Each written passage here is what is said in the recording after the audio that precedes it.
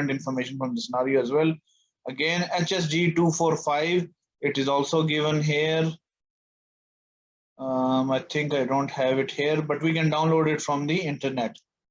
Simply go to Google, just write here HSG 245. Click on this, download free PDF copy. There you go. This is the HSG 245. Now the HSG 245, it clearly describes how to decide on the, let me take you to that page.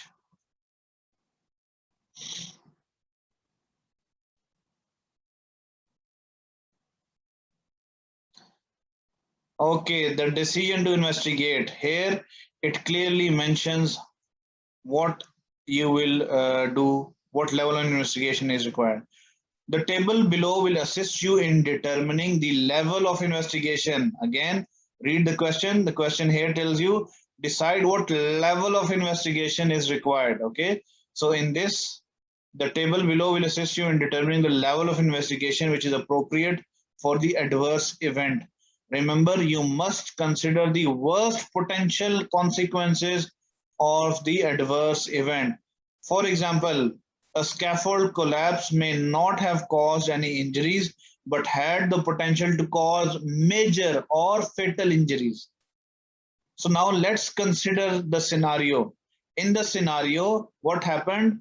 A forklift truck driver, let's go back to the scenario. On this occasion, the worker's leg was broken. Okay, so the forklift driver, it skidded on the spilled oil and it knocked the goods over onto a passing worker. On this occasion, the worker's leg was broken, which required urgent hospital treatment and da da da da. So you see, in this case, only the worker's leg was broken. But on another occasion, if these boxes had landed on his head, it could have caused serious injuries and he might have even died. Okay, now here you look at the potential worst consequence. Okay, what is the potential worst consequence? It could have been fatal. Okay, so this you all have to mention all this, you have to write all of this information. Okay, it could have been fatal, so you consider the severity as fatal.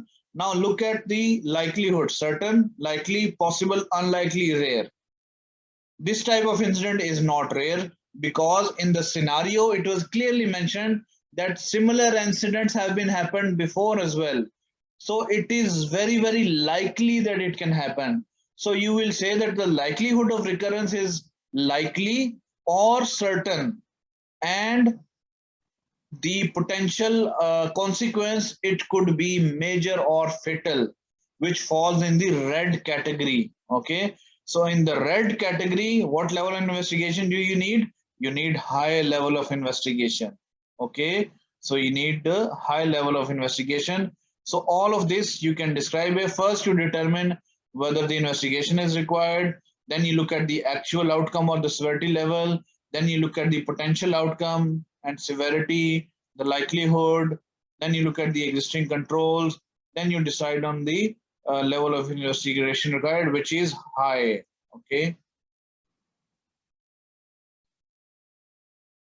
so this is how you will answer this question. Let's move on to the next question. Question number 8. You try to determine some of the human factors cause of the accidents when a worker's leg was broken by looking at the available investigation evidence. What individual human factors could have negatively influenced the behavior of the forklift driver? Okay, now the forklift driver is a young FLT driver. You should support your answer where applicable using relevant information from the scenario. So let's look at this answer. So obviously there are various factors which could influence the FLT driver's unsafe behavior. It could have been his competence, it could have been his age, his skill, the training that he has received, his attitude, his poor risk perception, his memory lapses, impaired judgment, distraction, delayed response, and workload. So all of these are the human factors that could have contributed to the accident. Finally, question number 9. The investigation into the recent accident when a worker's leg was broken is now focusing on management failures. Based on the scenario, only what management failures could have contributed to this accident? So, okay, what are the management failures that happened? Number 1, inadequate risk assessment, that is a management failure. No lessons learned from previous incidents, that's another management failure. Poor training, improper standard operating procedures, lack of commitment, and inadequate communication. Now, some of these answers, guys, are not appropriate. For example, these points, they will not get you marks. This is somebody else's paper which I'm discussing. Also, these points, these are very, very short. These will not get you marks. The point is correct: impaired judgment, distraction, delayed response, workload. These are all good points, but they need to be described in at least 2 to 3 lines. Okay, so the points which I've highlighted in red, they will not get you proper marks. You need to give more description. Just half a line is not enough to get you the answers. Okay. Okay, somebody raised a hand or somebody mentioned a question. Yeah, sir, regarding same you have already answered regarding Yes, just the yeah. short points. These are It will very not short get. points, they will not get.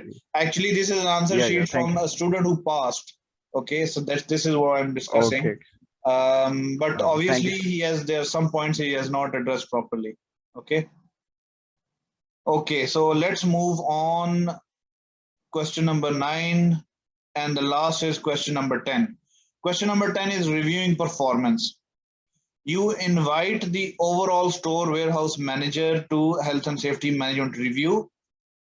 Based on the evidence from the scenario only, comment on how the organization is performing on the following areas. Answer with 2 related points for each area. Active and reactive monitoring, adequacy of current risk assessments, operational procedures and rules, compliance with legal requirements, and based on the evidence from the scenario, what sources of benchmarking information can be used. Okay. So question number 10, here you need to give at least 2 points for each part. Okay. So for the first part, as with the scenario, the worker's complaint has not been reported or addressed, which is an active monitoring technique. It should have been implemented to address the worker's complaint. Yes, this is suitable because recording or addressing workers' complaints is a proactive methodology, and it is not being fulfilled here. It is also clear from the number of incidents have occurred previously, but they were not investigated. Hence, the reactive monitoring is lacking. Yes, you can say that as well. Monitoring is not appropriate. Hang on, what was the question here? Active and reactive. Fine, fine. Yeah. So he's mentioned one active monitoring point and one reactive monitoring point, which is acceptable.